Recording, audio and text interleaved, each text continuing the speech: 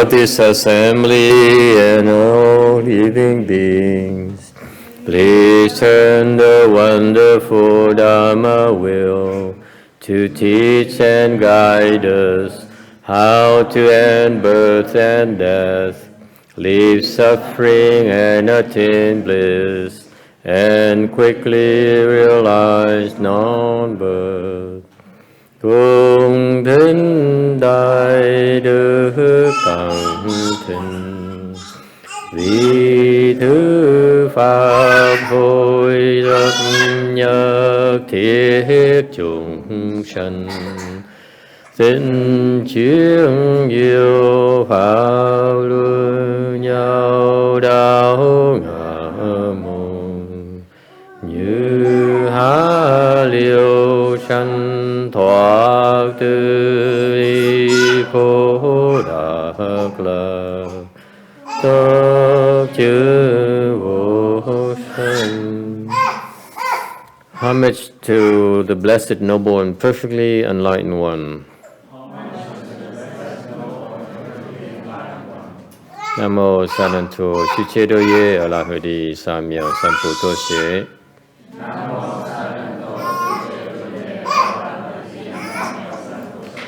Nam mô Tát Đắc Tha Tu Ya Đa Ya A La Ha Đế Tam Miệu Tam Bồ Đà Tọa.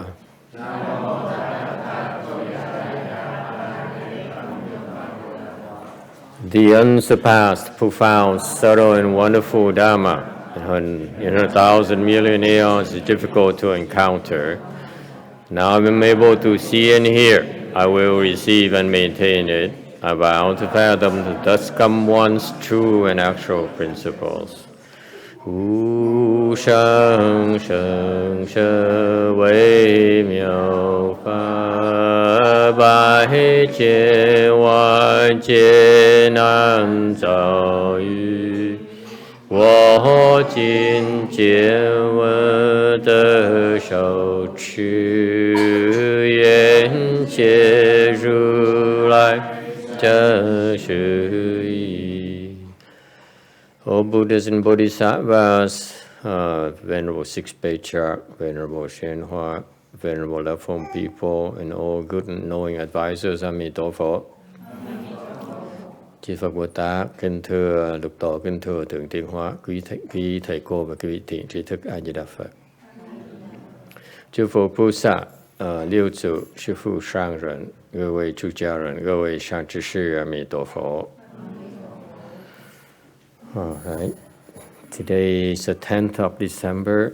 This is our last lecture for the year on the Sixth Patriarch Sutra. We presently on slide number 186, I'm told. Text. In keeping with the former prediction, the master arrived to shave his head and to receive the precepts. He instructed the four assemblies on the doctrines of the transmitted proper Dharma. Sư chư sư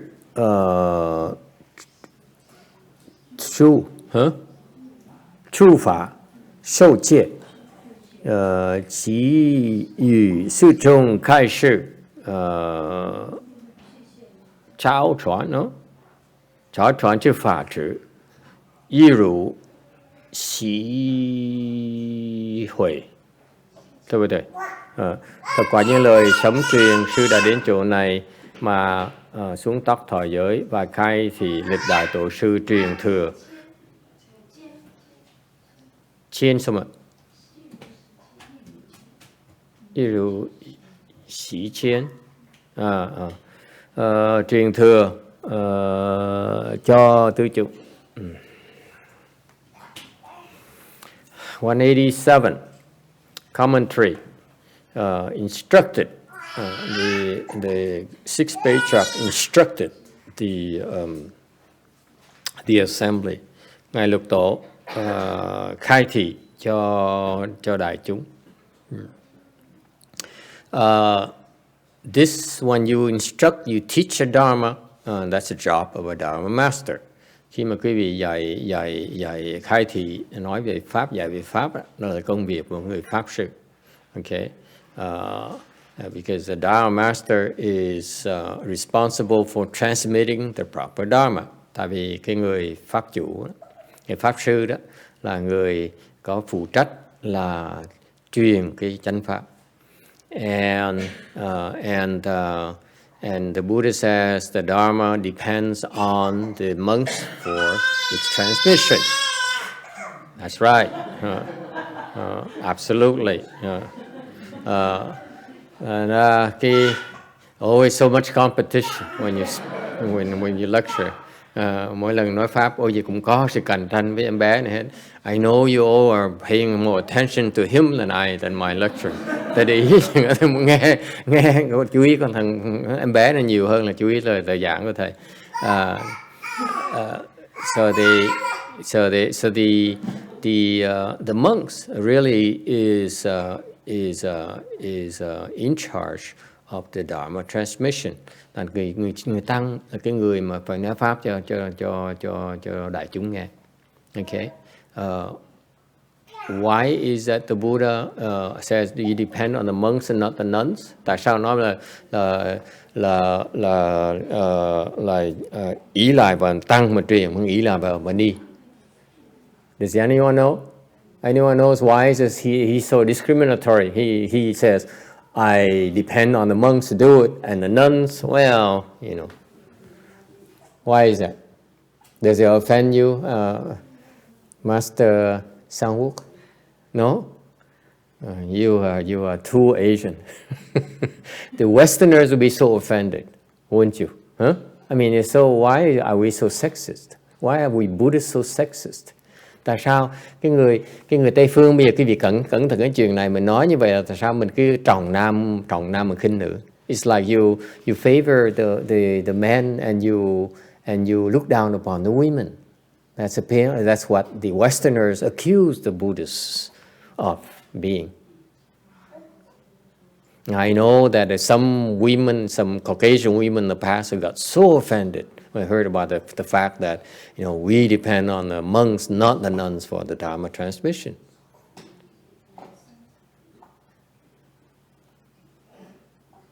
Okay? So why is it? It's a cultural thing. Xian Tong says it's a cultural thing. It's an Asian thing. But what about now we're not in the same culture. We're not in Asia anymore. Now we're in the West. What to do? How do you explain to the Westerners? Sao mà nói giảng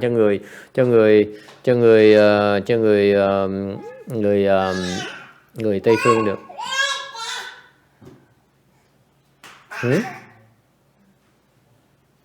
I took a lot of heat personally for the Westerners, of Western females who came to me and says, "What are you doing here? I mean, I thought you are a clever, intelligent, and reasonable person, and yet you're just another male chauvinist pig."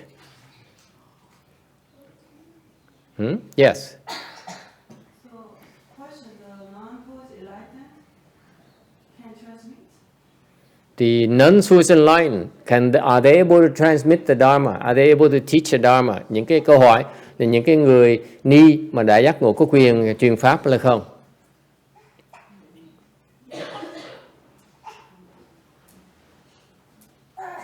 Okay. To tell you the truth, I don't know why. The Buddha said that the Dharma depends on the monks for its transmission. Nói thật với quý vị, thầy không biết tại sao Đức Phật nói như vậy. I don't have the Buddha's wisdom, so that's why I don't know. This is from the Buddha's mouth. Okay? Đây là cái lời nói Đức Phật, thầy không hiểu được cái ngụ ý của Phật. I have no idea why he said so. My master never explained that either. Không có ông Tăng nào giảng như vậy. No monk ever explained this. Okay? Just because I ask a question doesn't mean I have an answer. Cái vị mình hỏi không nghĩa thầy trả lời được. Okay? It's yes, but Mahayana people are not going to tiptoe around the problem. Chứ là cái người mà học Phật pháp mình không sợ, mình không có nói cái vấn đề mình đừng có né, đừng có sợ sệt mà chạy xung quanh. If we don't know, we don't know. We say we don't know, it's okay. Okay? But there's no need to tiptoe around the issue. Không cần phải né cái chuyện này. Yes. Maybe when one transmit, the woman can come and learn. But if the females start transmit, the guys will be too offended to come because they are According to the Koreans, maybe according to Korean princes, ordinary people prefer, the men would be offended if they have to learn from a woman. So Korean. It's true? No? I don't know about that. There's probably some truth in there. Yes, sir. Okay, careful, xin trừ. Don't get me in trouble. Lúc đầu thì Đức Phật giảng theo cái phương tiện lúc đầu là cho nam tông, thì người nữ không được tham gia tăng đoàn, tại vì nếu tham gia thì pháp Phật sẽ kết thúc sớm, thì cái nghiệp của người phụ nữ. Nhiều lý do ngạ nan để mà cho nạp vô, đó là bên tại. He doesn't listen. This guy doesn't listen. Nhưng mà qua tới pháp qua là đại thừa thì Đức Phật nói là nam nữ không có phân biệt. Nàng rồng có 8 tuổi xuất sanh nữa mà. Nhưng đều respectfully, sir. The Buddha's teaching transcends time. You cannot say only valid during Hinayana era and not the Mahayana era. It's not true. Cannot be true. Incorrect. He says that his point is that when the Buddha first taught, he said this is the only monks are allowed to be left home people, no nuns. Okay, and then later he allowed women to come bhikshunis. So therefore the teaching applies to the prior era. So it's not true. Ông thầy cũng nói là lúc bắt đầu mới Phật dạy thì không có nữ, chỉ có tăng thôi. Rồi sau này Phật mới cho phép ni vào, thì bởi vì lời dạy chỉ áp dụng cho thời trước thì nó không có. Cái lời Phật dạy đó, nó siêu việt cái thời gian, sao mà nói mà chỉ dạy chỉ đúng một thời gian đó thôi mà lời sai không có. All the Buddhist teaching, by the way, is true in the past, is true today, is true forever in the future. Quý vị biết những cái lời dạy của Phật á, đã đúng từ quá khứ, đúng ngày hôm nay và đúng trong tương lai, tầng vô tầng thời gian luôn. To the end of time, it's true. It will never change. Anyone? Aren't all religions like that? For example, my family is Catholic, and all priests are men. Right. It's the same. Well, it's because they copied it from the Buddhists. Oh, I shouldn't have said that. He said, Catholics, they also depend on the priests and not the nuns. Yes. I would give it a historical, anthropological perspective, Master. I would say that the original receivers of Dharma were all males, were they not, from the Buddha? And if so, the following in a patrilineal society is the men that would participate to begin with, and it would just begin to repeat itself from generation to generation, which we see today where women can easily trade places with men in virtually every pursuit there is. Today, many women are better than men. Yes. It's scary. Depressing, you ask me, but yeah. Okay. I don't know. I feel that it's a wisdom that I don't understand. I don't know why he says my Dharma will depend on the monks for its transmission. Thầy không hiểu tại sao Đức Phật nói như vậy. What he means probably is not a condemnation, could be a prediction.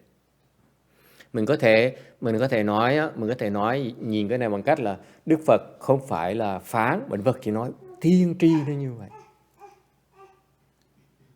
He says it's a prediction. My Dharma in the future will depend on monks, so that for its transmission, which is a clue for us to recruit more men. Oops, that doesn't help. I mean, look at that. Mary Jo is even so unhappy. It's a joke. Yes. Master, to be fully ordained to become a monk, how many Oh, that's not going there. That's another can of worms. Can we postpone it? One embarrassing moment is enough for a lecture. She asked, what about when you will become fully ordained? How many precepts do the monks have versus the nuns? I said, no, that's not what you want to go into either today. Maybe another day. Okay. Can I jump? Can I jump ship here and ignore that for the moment? I have one upset client already. So. Okay. Here's what my personal observation. Okay. Đối với cá nhân thầy thôi, I can only see so far in my limited career. I noticed that the monks have higher levels than the nuns. Thầy để ý thấy á, cái trình độ mấy ông tăng đó cao hơn trình độ mấy sư cô. I have yet to see a nun who is higher than a monk. Thầy chưa thấy sư cô nào mà trình độ cao hơn ông tăng này. For some reason. Okay. Buddhism, Mahayana, as far as Mahayana is concerned, Buddhism is concerned, is meritocracy. Cái Phật giáo chúng ta đó là cái hệ thống của cái khả năng, chứ không phải là về cái giai cấp. Okay. You know, it's the people who are competent who will lead the assembly. Cái người mà có tài năng á, thì có thể hướng dẫn cái đại chúng. For instance, ví dụ, when my late master was a novice, Ngài Tiên Hóa, khi Ngài còn sa di đấy, he was a novice, he was trainee for 19 years. Ngài làm sa di 19 năm trời. He once went to a temple. Rồi Ngài tới một cái chùa đó, and the head monk recognized my late master's level. Thì ông sư đó thấy Ngài Tiên Hóa là trình độ giỏi. So even though Master YongHua was a novice, he was actually the head of the assembly. Mặc dù Ngài Tiên Hóa vẫn còn sa di, nhưng để ông phương trượng đó phong cho Ngài Tiên Hóa làm thủ chúng. Was the head of the assembly, meaning he's number 2 in the temple. So he stands before all the other monks, fully ordained monks. Thì hồi đó Ngài Tiên Hóa đứng đó, là đứng trước tất cả những ông sư khác trong chùa. Okay? So it's about wisdom. Cái Phật giáo mình là tùy cái trí huệ, dựa vào cái trí huệ. The transmission of the Dharma is not a title, is not a position. Cái chuyện mà truyền pháp là không phải là một cái chức vụ, okay? Hoặc là một cái địa vị, mà thiệt sự cái truyền pháp là một cái công tác. The Dharma transmission is a work. It's not a title at all. Okay? Meaning that you must have the wisdom to be able, the wiser people, the high level wisdom are able to comprehend more, therefore they can transmit more of the Dharma, regardless of position. Thành cái Phật Pháp chúng ta đó là tùy cái trí huệ của quý vị. Người mà trí huệ cao hơn đó, thì hiểu nhiều hơn, thì phải truyền nhiều hơn, chứ không phải cái địa vị. It doesn't matter if you are old or young, okay? Không cần biết, không thiết cái vị là trẻ là già. It's about how high your level of wisdom is. Nó chỉ quan trọng nhất là cái trình độ trí huệ của quý vị thôi. Okay? I don't know about you. If I find a nun who has, this is a good part, who has higher level wisdom than a monk, I would bow to her as my master. I have no problem with that. Tại đối cá nhân thầy, nếu thầy gặp một người ni, okay, even a lay person, if I find a lay person who has higher level wisdom than a monk or a nun, I would bow that person as a master. Cá nhân thầy, I don't discriminate. I don't care if it's a monk or nun or male or female. It doesn't matter to me. Personally, I want to learn from the best. Cá nhân thầy muốn học cái người mà giỏi nhất. Okay? I don't want to waste my time. Cuộc đời thầy nó quan trọng. I don't want to waste my time. Okay? Time is too short. Đời nó ngắn ngủi quá, mình không thể phí thì giờ mình được. Right? Yes, ma'am. Are they nuns that are bodhisattvas? Of course they are. But for some reason, these nuns that I've seen, who in the major organizations, the level is lower than the monks. Yes, of course, there are nuns who are better than the monks. Absolutely. Okay? But when it comes down to the places where you go and learn the Dharma, the monks are, for some reason, higher level than the nuns, invariably. I have seen no exception so far. Thầy chưa thấy cái chỗ mà truyền pháp đó, không có chỗ nào mà người đi mà giỏi hơn người sư hết đó. I have yet to see it. Okay, for example, ví dụ, to be blunt, the CTTB has a lot of nuns who are pretty good. Chẳng như cái Phạm Bậc Thành có nhiều cái hệ thống, có nhiều cái sư cô rất là giỏi.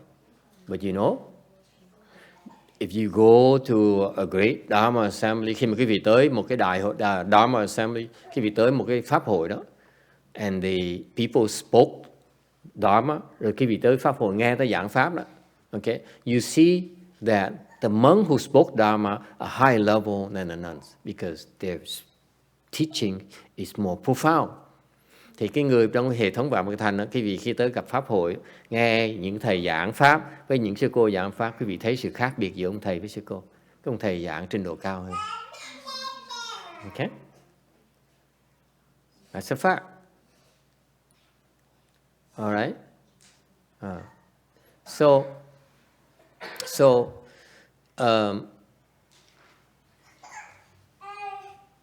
So that's my observation. You know, I offer you my humble opinion. That is, I don't care about the gender. I don't care about the race, the experience. I'm looking for the best teacher available. That's my attitude. Cái thái độ thầy không cần cái phân biệt giữa nam nữ, phân biệt cái màu da hoặc là cái tuổi tác. Thầy muốn học cái người giỏi nhất. That's all I'm interested in. If I spend time doing something, I would want to learn from the best. Nếu mà thầy muốn học hỏi, thầy muốn tìm thầy giỏi nhất, that's always my attitude. You know, I landed, somehow I got to the best teacher I could find. Như trong quá khứ thầy may mắn gặp được cái ông thầy mà giỏi nhất mình có thể kiếm được. That's it.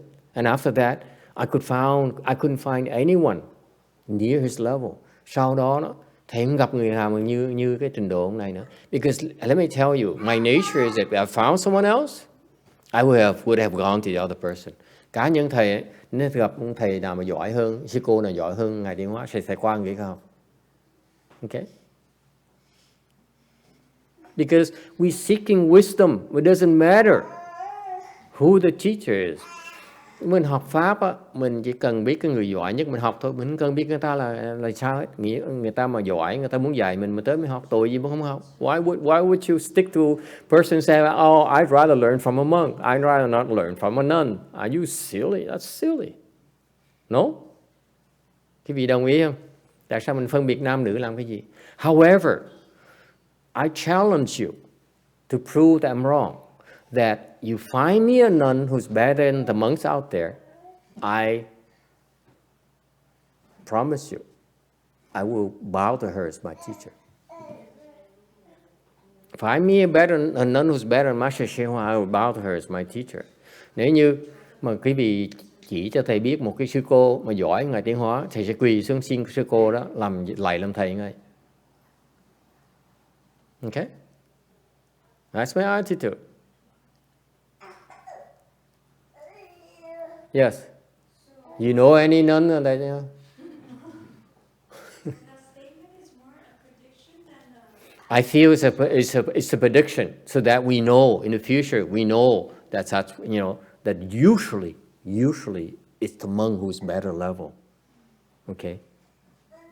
And so far, I have yet to see any nun who's better than a monk. And give you an example, the nuns in my master's system is much lower level than the monks. Quý vị biết không? Cái trong hệ thống Ngài Tiến Hóa đó, mấy sư cô đó, trình độ thấp hơn mấy ông thầy nhiều lắm, thấp xa lắm. I mean, they're so far away. Quảng Ngân biết không? Sư cô nó xa quá đi. Không thể nói so sánh được. It's no comparison. Not even close. Okay, that's from my personal perspective. Đó là cái cá nhân, cái nhìn, quan điểm cá nhân thầy thôi. On the other hand, as a teacher, okay, why should you discriminate between a monk or a nun? Thì cái quan điểm của người thầy á, tại sao mình phân biệt người nam nữ làm cái gì? Hả con ơi? Đúng không? The concept in Buddhism, we talked about it a few weeks ago, is Dharma vessel. Quý vị nhớ không? Cái đây vài tuần mình giảng về cái quan niệm là cái pháp khí. The teacher is supposed to find a Dharma vessel, no matter how small, how big it is. Okay? Người thầy phải kiếm một cái pháp khí, hoặc là nhỏ, hoặc là trẻ, hoặc là già. Doesn't matter how young, how old, how tall or short, lùn hay là cao. Okay? It doesn't matter. You find a Dharma vessel that you need to transmit the Dharma to. Mình tìm pháp khí để mình truyền lại cho người ta. Let me tell you, I know my master doesn't discriminate between men and women. Thầy biết Ngài Tiên Hóa không phân biệt giữa nam với nữ. They don't. At his level he doesn't. Trình độ Ngài Tiên Hóa, Ngài không phân biệt nam nữ. Okay? Okay? So as a teacher, you're going to transmit it to the persons who are worthy of receiving a transmission. Cái phương diện người thầy đó, người ta tìm một cái pháp khí để mà xứng đáng thì mình dạy cho người ta, mà đâu cần biết người ta là ai đâu. Doesn't matter who you are. You could be so poor, you could be a lay person. Quý vị có thể người tài gia, quý vị có thể người xuất gia. Remember, the fifth patriarch transmitted his dharma to the sixth patriarch, when the sixth patriarch was still a lay person. Quý vị nhớ lại lịch sử Phật giáo mình á, lúc mà ngũ tổ truyền y bát cho lục tổ lúc đó chỉ là người tài gia thôi. You notice that? See? It happened already. It's a precedent already. Okay?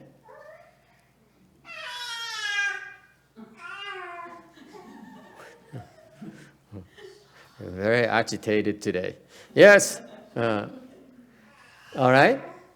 Yes. Master, you once mentioned that in Master Sangha's temple, the monks got trained better than the nuns for some reason. They train the monks more, or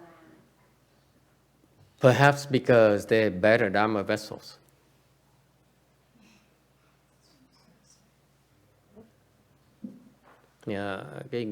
Thầy được huấn luyện nhiều tại vì người ta là pháp khí.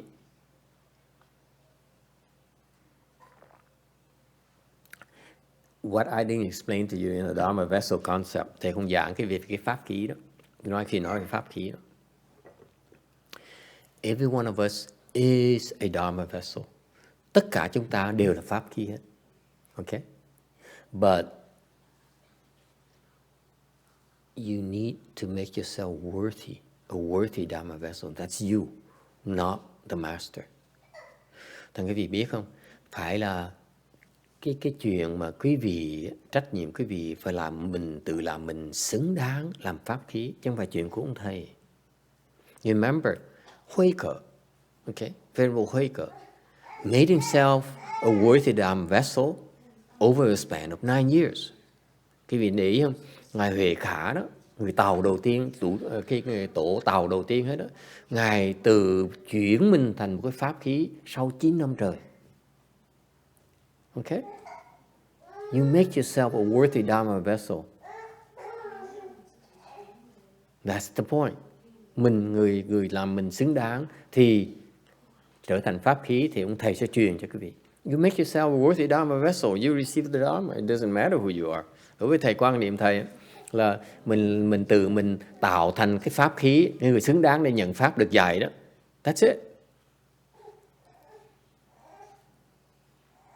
Okay? You sit there and you do nothing. You expect to be taught. Cái việc ngồi đó không làm gì hết đó. Okay? Then you are worthy of so much transmission. You are worthy to be taught so much. Nếu cái việc không chịu làm việc, không chịu làm khiến mình xứng đáng, thì thì quý vị được dạy với với chừng đó thôi. Okay, that's why in my master system we work our butts off. Trong hệ thống của Ngài Tiến Hóa đó, để ý thấy đó, ai cũng làm việc dễ sợ. Because working is a way to turn yourself into a worthy Dharma vessel. Tại vì làm việc như vậy là cái cơ hội để quý vị tự biến mình thành một cái người pháp khí. How else you gonna make it happen? You pray to God. Quý vị biết không, nếu quý vị không chịu làm việc ấy, thì làm sao mình trở thành pháp khí được? How? How you become a Dharma vessel if you don't do something to change yourself? Nếu quý vị không chịu làm gì hết để tự chuyển mình ấy, thì làm sao mà quý vị trở thành thay đổi được? Đúng không bạn ơi? You can't sit there and say, oh, I'm a worthy Dharma vessel. Nếu mình trước giờ mình không làm gì hết, làm sao mình đổi được? Có gì mà nó thay đổi đâu. Make sense? It's implied. That's why in my master system we work our butts off. Trong hệ thống Ngài Tiến Hóa thì quan sát như vậy. Ai còn làm việc dễ sợ lắm. We all so swamped. Ai cũng bận rộn, không thể tưởng được. Okay? Any questions? So do we buy that, I don't believe that actually the Buddha is sexist? Okay? That is more the prediction. It turns out that invariably it's the men who work harder than the women. That's a fact.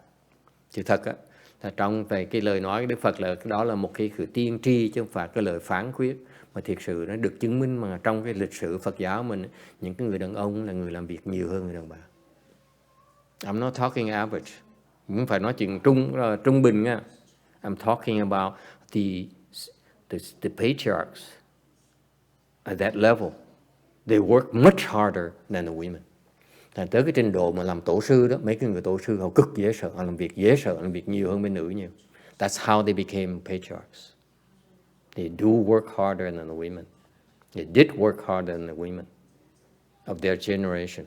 Sự thật á, là trong cái thế hệ của họ đó, mấy ông tăng đó, họ làm việc nhiều hơn bên nữ, thành ra họ trở thành tổ sư được. By the way, there's also some female patriarchs as well. Quý vị biết không? Cũng có nhiều cái tổ sư người nữ nữa. It's not very well known. Họ không có nổi tiếng thôi. Okay?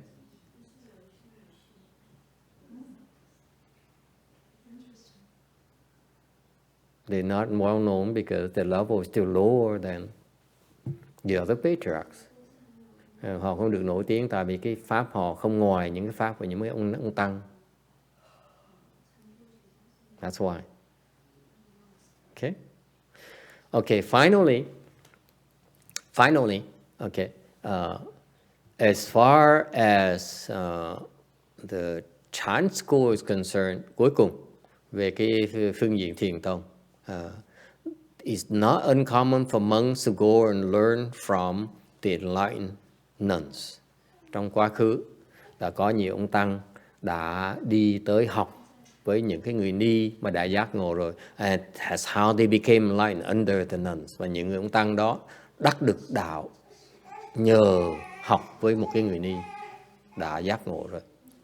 The monks who became enlightened under enlightened nuns. Có rồi. All right. So it goes to prove to you that the Buddhists at that level they're non-sexist. Chứng minh như quý vị thấy trong những cái người trong chuyên gia đó, người ta không có phân biệt nam nữ đâu, không có kẹt cái chuyện đó. All right. Any questions? Yes, sir. This observation, it's strange that this fact, as you described, it exists when, if this is the Dharma ending age, that more women are attracted to the Dharma than men are. Yes. It's true on the average. But at the top of the pyramid, it's a different level. So Jim says here in this era here, there's more women who practice than men. Okay. Ông nói là trong cái đời mạt Pháp này Cái chùa nó nhiều người phụ nữ hơn người đàn ông. Tôi nói đúng, nó trong cái sự trung bình thôi. Đều trong cái trường độ cao đó, but at the top level, okay, there's more men than women. Cái điều á, tại tới cái trình độ cao rồi ấy, thì đàn ông nhiều hơn đàn bà. Would you like to know why? Biết tại sao không? Why is that? I give you a hint cho quý vị biết cái ví dụ này. Okay. The men can endure more hardship than women. The male body can endure, can take more beating than a female body. Tại vì như vậy, quý vị biết rồi, là sự thật á, thì cái cơ thể người đàn ông đó, nó có thể chịu cái đánh đập, cái hành hạ nhiều hơn cơ thể người đàn bà. The female body is not built to take abuse. Mary Jo disagrees. No, it's just so depressing. So we actually have to wait till we're in a male body to make more progress. No, you come enlightened, it's all the same.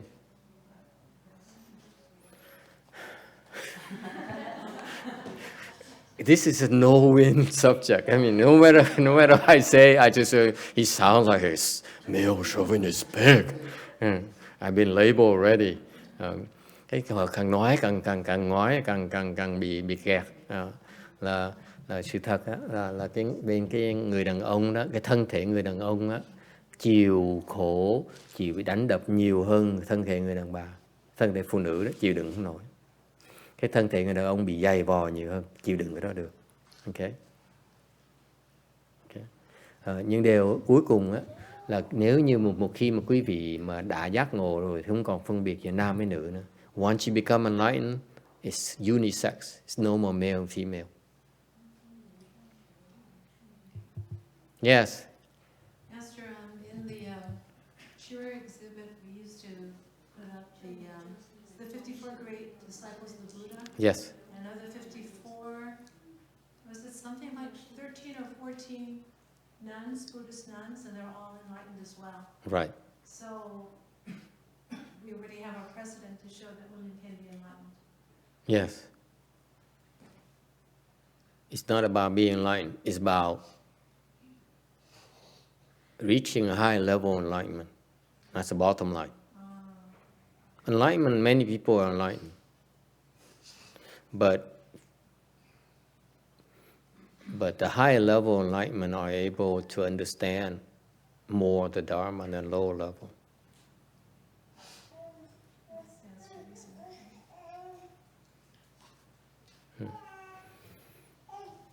Any other questions? Ai thắc mắc gì khác không? All right, we can move on. Okay. It's hot in here.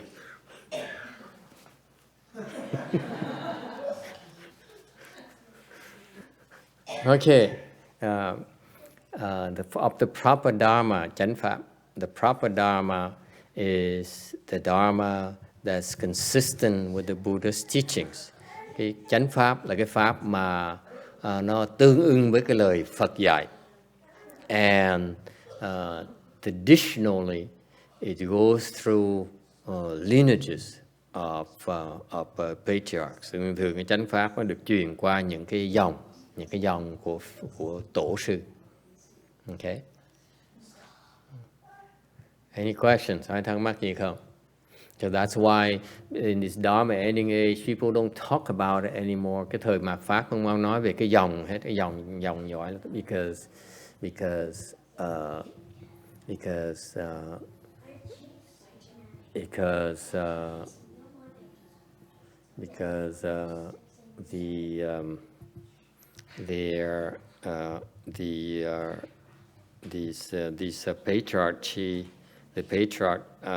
these patriarchs are far few in between, and that's why It's the Dharma ending age. We depend on people. You learn from people who are not enlightened, who don't know the proper Dharma. And that's unfortunate. For myself personally, is I like to remind people that the safer teachers are the one who belong to that proper Dharma lineages, those lineages. Cái thời mạt Pháp này không biết ông thầy, không biết ai là thầy giỏi, because no one knows in this Dharma age who is a proper teacher. So you stick to these lineages of certified teachers. Thành cái vì nếu không lúc học Pháp đó, cũng như đời xưa nên tới học những cái chỗ mà họ thuộc cái dòng của cái chánh Pháp đó, thì cái vị học đúng Pháp. Okay? And nowadays it's unfortunate, but people have the impression that the monks and nuns who have a degree from university, to all due respect, are the one knowledgeable in Buddhism. No, they're not. Cái thời mạt Pháp này có người đại đa số người Phật tử nghĩ rằng mấy ông sư mấy sư cô mà có cái tiến sĩ bằng tiến sĩ là những người hiểu về Phật Pháp. Thực ra họ không hiểu. Okay. I assure you that I have yet to see a patriarch who has a PhD. Okay. Thầy chưa thấy ông tổ sư nào mà có cái bằng tiến sĩ hết. Never.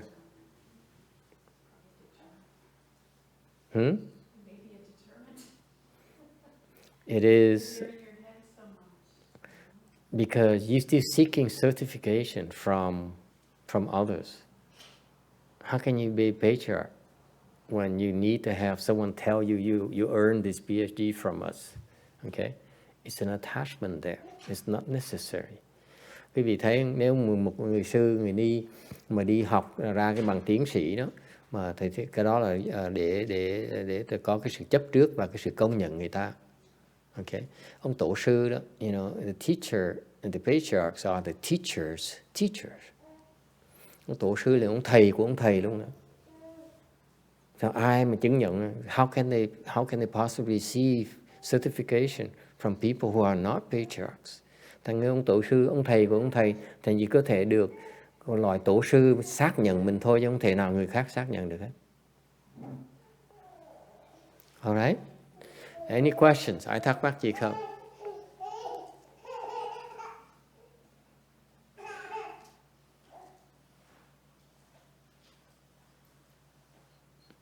Alright. 188. Text. In the spring of the following year, the master took leave of the assembly and returned to Baolin. Yinzong, together with more than 1,000 black-robed monks and white-robed lay folks, accompanied him directly to Cao Xi. 这年春师持众威宝林，印宗与脑白宋者千余人，直至Cao Xi. Mùa xuân năm sau, sư Từ Giả đồ chúng về chùa Bảo Lâm. Khi ấy, sư Ấn Tông cùng các vị tăng tại gia có trên 1.000 người theo ngài tới thẳng tới Tào Khê. 189. Bảo Linh, Bảo Lâm. Now the YongHua, called YongHua, the temple we saw this morning in the video. Bảo Lâm là bây giờ đổi tên thành Nam Hoa, là buổi sáng mình coi cái video của cô Nancy đó. It was built in 502 by the Indian Tripitaka master Sanana Baishaya, xây từ năm 502 cho cái pháp sư người Ấn Độ tên là Trí Dược. The name here means wisdom medicine, chữ药. Trí Dược là đại sư. Expanded by the sixth patriarch to accommodate the gathered as many as the cloud disciples. Sau này ngài Lục Tổ đó mới bành trướng ra để mà đáp ứng nhu cầu cho đệ tử của ngài là đông như mây vân tập vậy đó. Alright. Black robes. Back then the black robes are for left home people. Đi xưa đó, mặc áo đen á, là của người xuất gia. White robes are for lay people. Áo trắng á, là for người Tàu. Okay, those are the times back then. Okay, tradition back then.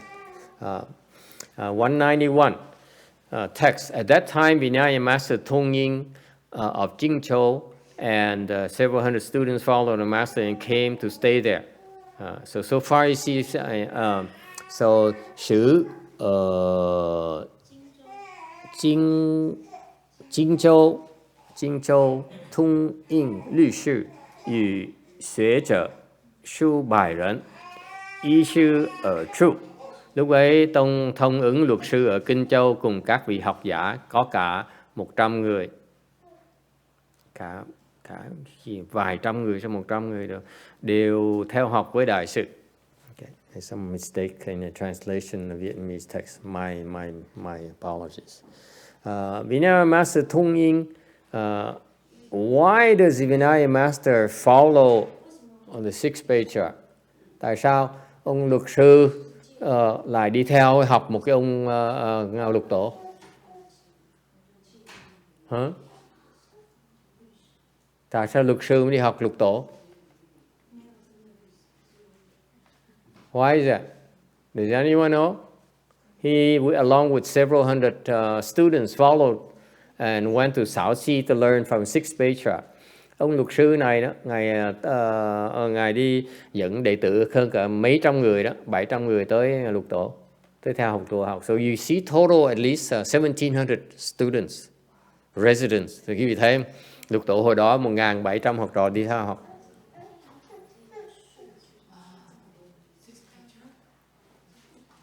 And people ask me, how do you feed these people? Người hỏi thầy sao mà tiền đâu mà nuôi họ?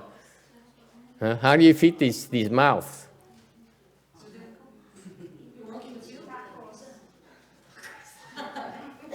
Sing and dance. Like the Hare Krishna. That's the beginning of Hare Krishna's tradition.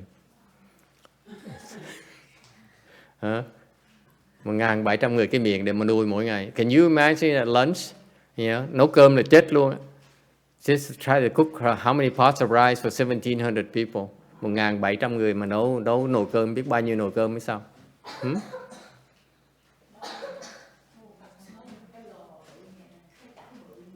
Yeah.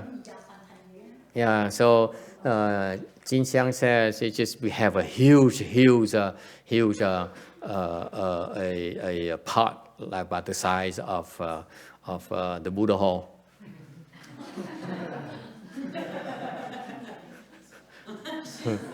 Cái chảo to bằng cái Phật điện này.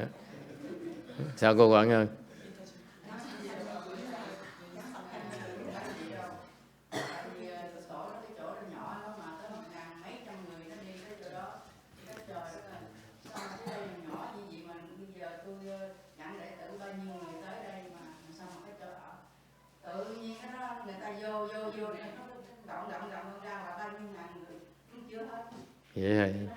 Vậy là hay ha.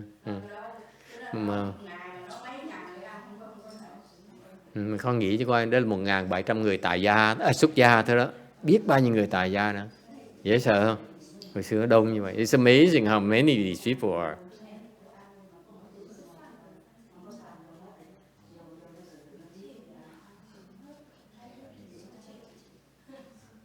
So why would a Vinaya master follow this monk who's uneducated? Tại sao mà một cái ông luật sư? See, the Vinaya master, the people who specialize in studying the books, they research the Vinaya teachings. Luật sư là cái người mà chuyên môn nghiên cứu cái sách về luật. Okay, they know all the details. The details of the sash. Luật sư là ông biết là cái y này nó phải ra sao, how big it can be, how should be done. For example, this sash here is not quite according to the Vinaya. Chẳng hạn như cái người luật sư sẽ nói cái y của thầy đang đắp đây nó không đúng theo cái lời luật của trong kinh luật của Phật dạy. It's not. It should be a little bigger right here. You see this thing here? is Taiwanese. Đây là hệ thống người Đài Loan. The true original Vinaya specs is that this thing here, the flap here, should be about 1 inch. Thì ra theo cái luật á, là cái vị nghiên cứu luật cho kỹ là cái y này á, nó phải cái chỗ này nè, cái hở ra như vậy phải hở ra 1 inch, khoảng chừng 1 inch. So they're not doing it right anymore. Okay? So why would the Vinaya master follow to learn from someone who never really researched the Vinaya? He certainly doesn't know all the details. Probably not.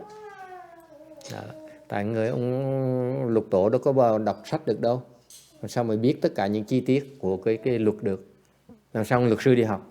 Why would a Vinaya master follow the sixth patriarch? Is he like cuckoo or something? Huh?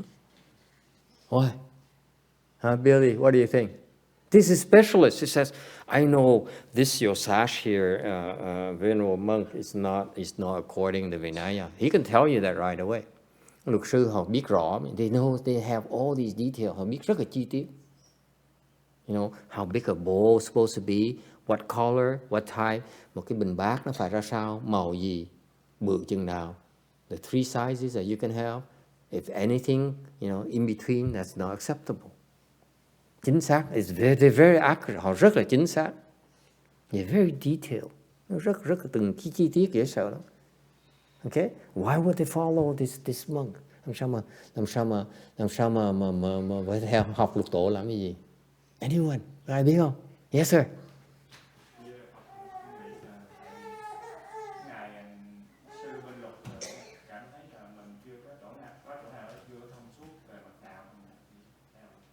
He said he feels that probably the Vinaya master doesn't feel he has certain things about the way that they don't know.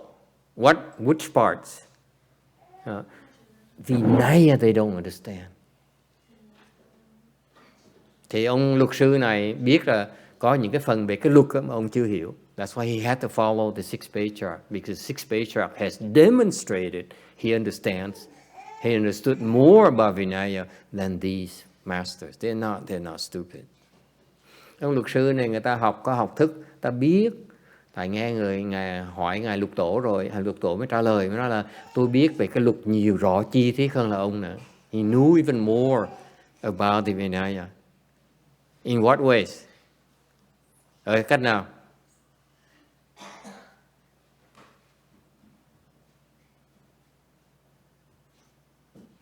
Not the details. Okay? Because the details you can look it up in the Vinaya. You can in the books. Không phải về cái chi tiết, như cái chi tiết á, cái kiểu cái mẫu này nọ, cái đó mình đọc sách được. Okay? It's the interpretation of the areas of the Vinaya that's not in the books. That's when these Vinaya masters need the clarification on the sixth patriarch. Okay? Tại vì trong cái kinh luật có những cái phần mà nó không có rõ đó, thì họ không hiểu được, phải cần gặp ngài lục tổ mới giải tỏ cho họ biết được. Okay? Just like you can read a sutra, you can read the books, như quý vị có thể đọc sách, đọc kinh. But it doesn't mean you understand them all. Đâu có nghĩa là quý vị đọc bao nhiêu kinh 1000 lần, 100 lần, đâu có nghĩa quý vị hiểu được đâu. Right? You can read as many times you want. You may not be able, you probably won't be able to understand all of it.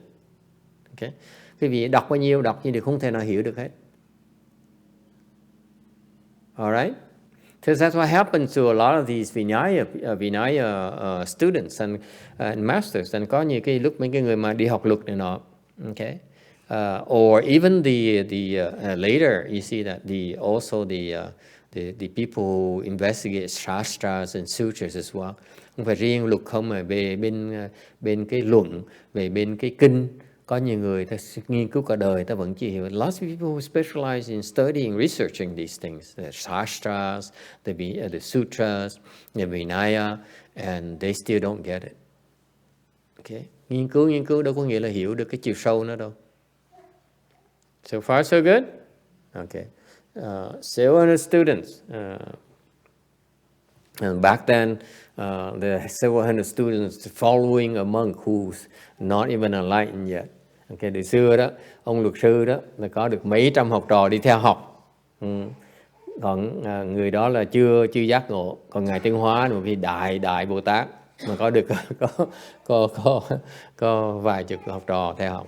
Whereas my late master is a great Bodhisattva and he has only a handful of students. It shows you the kind of times we're in. Quý vị thấy cái thời mạt Pháp nó khó như vậy đó. This Dharma ending age, there aren't people who are really sincerely want to become enlightened anymore. Cái thời mạt Pháp ít cái người mà hiểu cái tầm quan trọng của đắc giác ngộ. All right, questions? It's so sad to see that. I see that, like my master has only, a few dozen disciples who are good, and the other low-level monks have hundreds of thousands and even more famous. My late master. Rất tiếc là ngài thấy những cái ông sư khác là đã trình độ thấp hơn học trò ngài Tiên Hóa đó, mà có nhiều cả ngàn cả vạn học trò.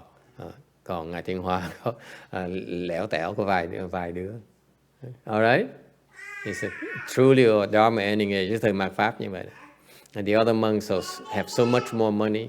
Mấy ông sư khác thì tiền giàu dễ sợ, người ta cúng biết bao nhiêu tiền bạc, xe cộ, nhà cửa, của cải. The other monks are low level of more famous, are offered, money, houses, temples and so forth. And my master, nothing in comparison. Ngài Tiên Hóa thì chả được cái gì hết, không được bao nhiêu hết. All right.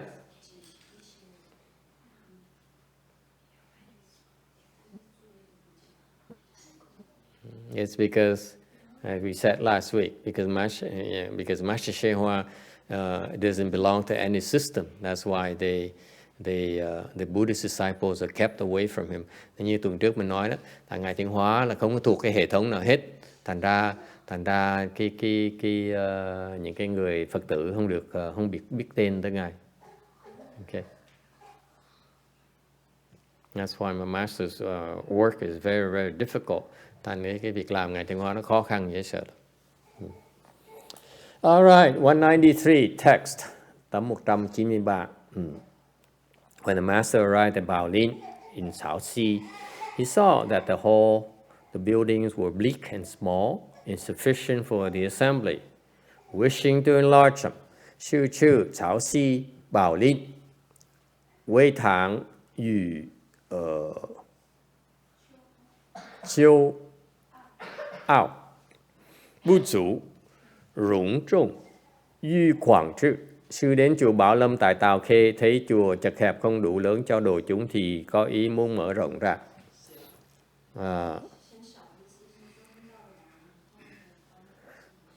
Insufficient. The facilities when the sixth patriarch came to Baolin, YongHua, he realized that there are thousands of people following him and need to be taken care of. Ngài Lục Tổ khi mà tới Tào Khê đó, Nam Hoa đó, hoặc là Bảo Lâm đó, thì thấy rằng cái chỗ nó nhỏ quá, mình không đủ chứa cả mấy ngàn người đi theo mình. Okay. Right there is a system that the patriarchs started already. Quý vị thấy đó là cái hệ thống mà đời xưa đó như vậy. Một cái người thầy đó phải lo cho học trò. The teachers have to take care of their pupils. Okay.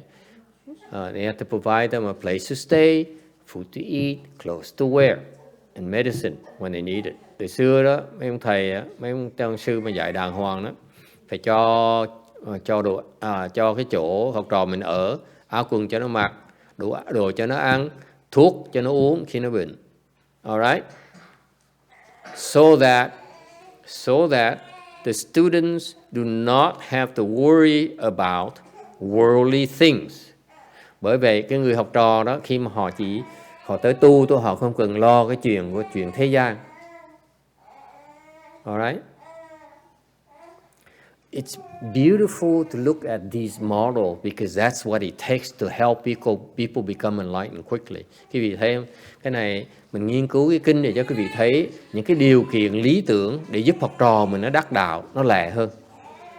Because nowadays, for example, monks, nuns have to worry about, paying rent. Chẳng như đời nay á, quý vị biết không, mấy ông sư, mấy cô đó phải lo trả tiền nhà.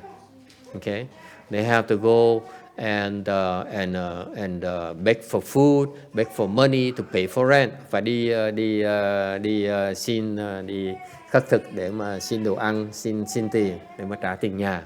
Okay, so you spend a good part of your life or time trying to make ends meet instead of cultivating. Thành bỏ một khá nhiều thời giờ trong ngày của mình để lo gọi là làm lụng để mà sinh nhai thay vì bỏ thời giờ mà tu.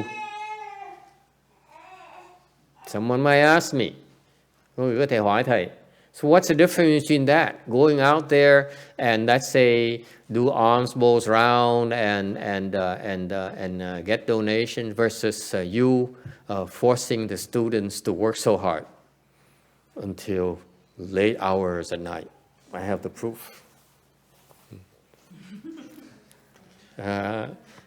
Cái sự thầy có người có thể hỏi móc thầy là cái sự khác biệt giữa cái đời xưa người ta you look at all these pictures, it makes you feel so sad. Quý vị thấy những cái hình này để cho việc coi nó khổ dễ sợ lắm. Okay. I'm sorry I didn't load these pictures. You see that we paint in the house and we started at 9 in the morning and we didn't finish until 10 o'clock at night. Okay, and next day we did it again. Okay, quý vị thấy sơn nhà đó. Okay, là sơn từ sáng 9 giờ sáng cho tới 10 giờ đêm. Okay, xong ngày sau sơn tiếp, no break. Okay. This even less times of cultivation. Cái này ít thì giờ mà tu hơn nữa. At least, you see this? This is extreme. See? Picture at night. This is 8 o'clock at night. We took a picture because I had to go to bed after 8 o'clock. Tại vì thầy chụp cái hình là buổi tối 8 giờ tối thì chụp cái chơi tại nó tối om mà. Xong rồi thầy trễ quá thầy phải đi ngủ, thì nào mà thức đợi tụi nó nữa. Okay? So what's the difference? Nó khác nhau chưa nào? Why? Tại sao vậy? Có ngân, tại sao vậy? Anyone? What's the difference? Làm như vậy đó, cái người tu có phước để mốt dễ tu hơn. Còn đi ôm mình bác cái ăn ở ngoài đó là mình cho phước người ta. Không có giờ đâu. Master Shinchu says, the difference is that when you go out there and beg for money for food, you're using up your blessings. Thầy giảng, nếu như quý vị mà mỗi ngày mới ra mà xúc cái bình bát á, mà xin đồ ăn, xin tiền này nọ là quý vị đang tốn cái phước của mình. When you work in the temple, you're creating blessings. Ngược lại, quý vị làm việc ở chùa đó, quý vị tạo cái công đức của mình, tạo phước cho mình. That's a big difference. One is you're using up your blessings, the other you're creating blessings. Một bên là mình tổn phước, một bên là mình tạo phước. What else? Very good. What else? Tại sao nữa?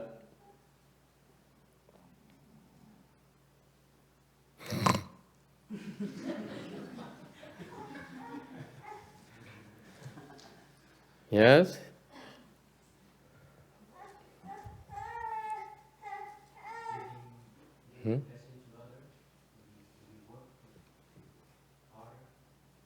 Give blessing to others, yeah. You give blessing to others, you work harder. Absolutely. What else? Lots of reasons why we don't let our people go out. Rất nhiều lý do chúng tôi không để cho người ra ngoài. Because you go out there, you can easily get infected. Rồi khi mới ra như vậy quý vị dễ bị nhiễm trùng lắm, nhiễm độc lắm.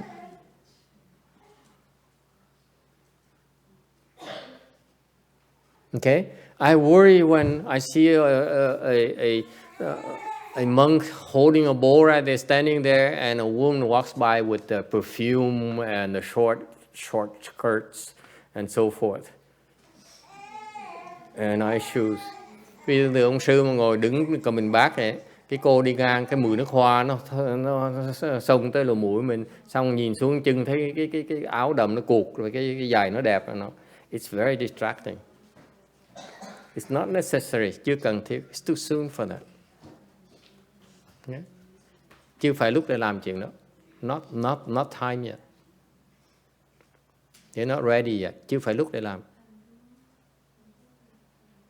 Whereas in our temple, it's a controlled environment. Ngược lại trong chùa chúng tôi á, nó có cái môi trường nó khác. Okay? In a temple environment, it's a lot cleaner, a lot pure. Trong cái chùa đó, cái môi trường nó thanh tịnh hơn, nó không xô bồ như bên ngoài. Alright? So if you expose the trainees to that kind of distraction too soon, they struggle, they don't make it. Thằng quý vị biết không, để mấy cái người mới vào mà bị ảnh hưởng, cái bị xã hội này ảnh hưởng á, thì họ khó tu dễ sợ lắm. It's very difficult for them to practice because the objective is to separate them from the world.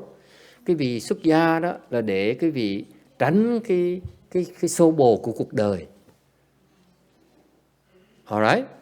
There's many more reasons. I won't bore you with them. Có những cái lý do khác mà thầy không muốn nói nhiều, cái vị không muốn nghe đâu. We don't want to hear all these details. Okay. Next, back on slide 194. The assembly. Okay. Trở về cái tấm 194, nói về cái chúng. Okay.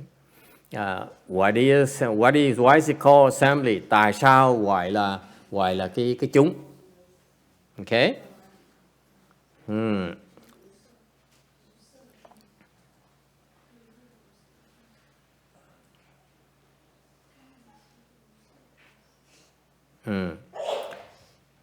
The assembly. When you enter the assembly, quý vị nhập cái chúng đó. Okay. Believe it or not, there's assembly that enables you to enter the dhyanas. Thì cái chúng á, có những loại chúng quý vị có thể nhập được cái thiền. For example, ví dụ, you go to, let's say, a Vietnamese temple. Quý vị tới một cái chùa người Việt Nam chẳng hạn. You are almost all of them would be this type of assembly. Gần như hầu hết tất cả những cái chùa Việt Nam đều có loại chúng này. Because the monks and nuns are at the dhyanas level. Tại mấy thầy mấy cô ở cái trình độ là cái thiền. Okay? You go in this environment where people enter dhyanas when they do ceremonies. Mấy thầy mấy cô đó, ta lúc mà ta tụng kinh đó, ta nhập cái thiền này, thành cái vào đó quý vị hưởng được cái lời. So when the monk and we do ceremonies,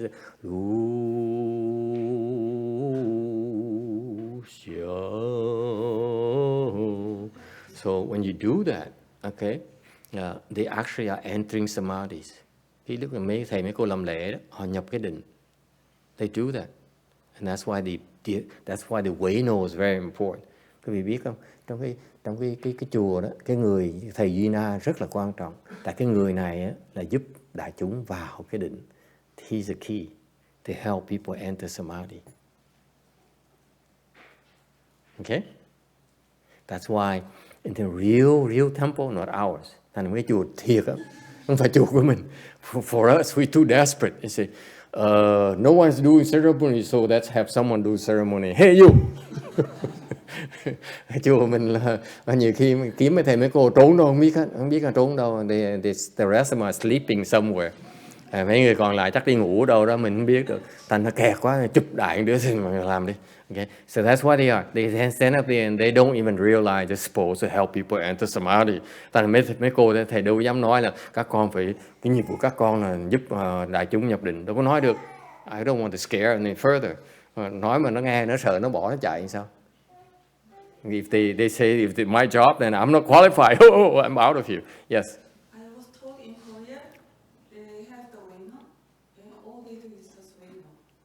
Yeah. And they usually invite people who sit for a long time. Yeah. And then they just do that all day. Yeah. They're actually in a Chinese system. I don't know the Korean system. A Chinese system, Wayno is very important. They make all kinds of demands.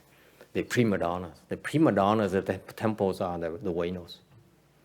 Cái vị biết trong cái chùa Tàu đó là mấy cái thầy Vina là họ khó tính lắm, họ đòi hỏi dễ sợ lắm. Tại phải có làm nhạc được, phải hát được, rồi phải có định nữa. They're very demanding, you know. They trouble, you ask me. That's why in our system, I don't care. Thầy tốn thầy không cần biết. Kệ bác đại, anyone, just go do it. Okay, no one knows the difference. Mình đây mà làm đại, đâu có ai biết cái khác biệt cái đâu. Okay, let's face it. Not until today, you didn't care whether I do ceremony or next person does ceremony. Cái vị trước thầy làm lễ, rồi bây giờ có người đệ tử thầy làm lễ, cái vị đâu có thể không phân biệt cái đó. You cannot tell the difference, right? Same thing. We all enter dhyana assemblies. Mình cũng ai cũng là chỉ là thiền hội thôi, thiền chúng thôi. All right. So that's why these people they help enter dhyanas, and then you go to a better temple. Khi vị tới cái chùa khá hơn một tí. You go, for example, to Tibetan temple. Khi vị tới cái chùa Tây Tạng chẳng hạn. They would bring you into formless samadhis. Cái chùa Tây Tạng thì họ giúp quý vị vào cái vô sắc định. They bring you the formless.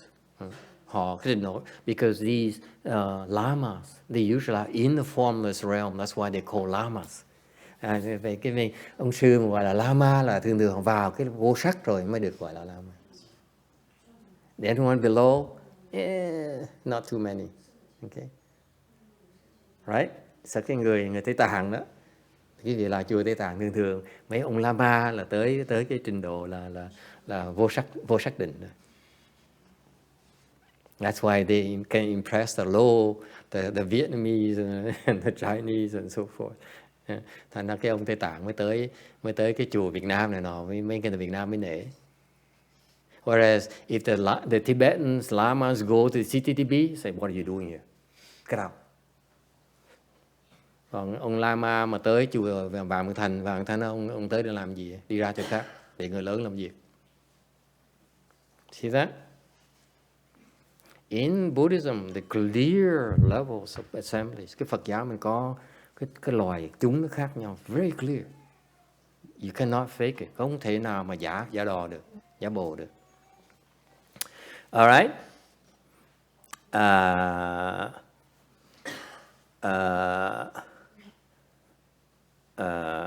And the assembly not only help you enter samadhi, they help you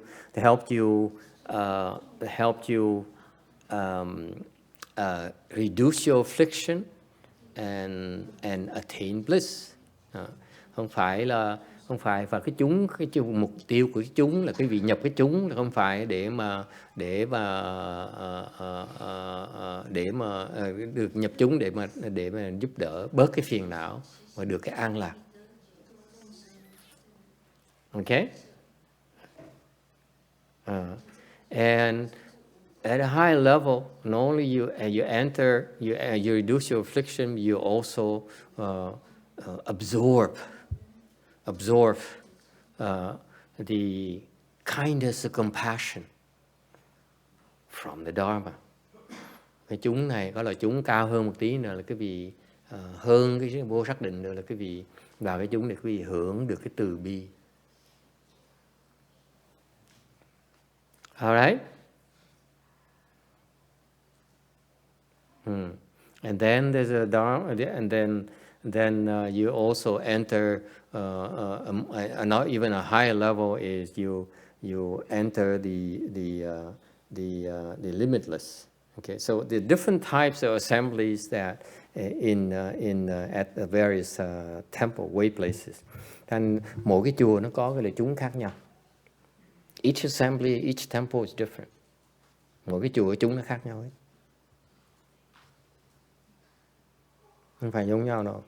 Even including in like even my master's temple, ngay cái chùa ngài Thương Hóa cũng vậy. You go to the Long Beach, it's the Dhyana. Long Beach là cái chùa mà đầu tiên hết, là thấp nhất. Okay. The temple there is a Dhyana level. Okay. Then you go to Gold Wheel, it's a formless samadhi. Okay. Thành cái vị tới, I'm telling you that not to criticize, but for you to go engage for yourself. Okay. Tới chứ nói chứ quý vị không phải để chê, gọi là để cho quý vị hiểu cái sự khác biệt với nhau. Tới đó sẽ thấy là cái này là cái chúng này. Cái tới cái chùa bên Kim Tự, cái Kim Luân Tự thì cái chúng nó cao hơn tí xíu. Okay. All right.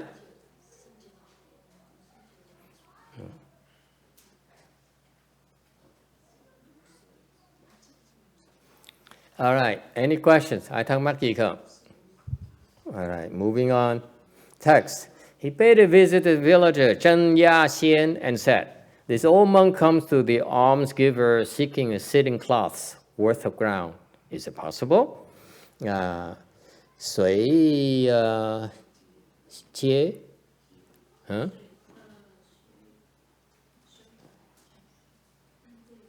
Suy chia li ren Chen Ya Xian Yue. Chen Ya Lão Sân Yu Chiu Tán Yue Chiu Zhuo Chu Di Thở Bục. Ngài đến với một người trong xóm là Trần Á Tiên mà nói rằng Lão Tăng đến đây muốn cầu thí chủ một khoảnh đất vừa đủ trải tấm ngọa cụ được chăng? Commentary 196.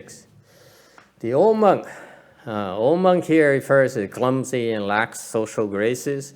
Cái lão tăng này là cái người tăng già, thành ra quê mùa, không biết cái thiếu sự khéo léo của đời người, của người đời.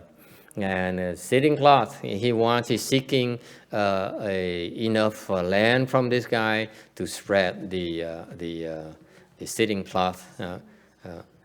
Tới xin mảnh đất để trải đủ để mà trải cái tọa cụ của mình. So what is the purpose of sitting cloth for left form people? Người xuất gia ta dùng cái tọa cụ để làm cái gì? That's what you put on the ground to protect your body from dirt and insects. Từ xưa ta dùng cái tọa cụ đó để mà trải trên đất á, để mà đỡ dơ và tránh những cái bị mấy con côn trùng. Okay. It usually square in shape, thường nó màu vuông, hình vuông. Okay. Specific colors, nó đủ màu, có những cái loại màu. It could be the blue color or the black color or the mulan color. Ba là màu xanh, màu đen hoặc là màu đỏ đỏ đó. Okay. Mulan is the color of the mộc lan. Okay, là mộc lan. All right.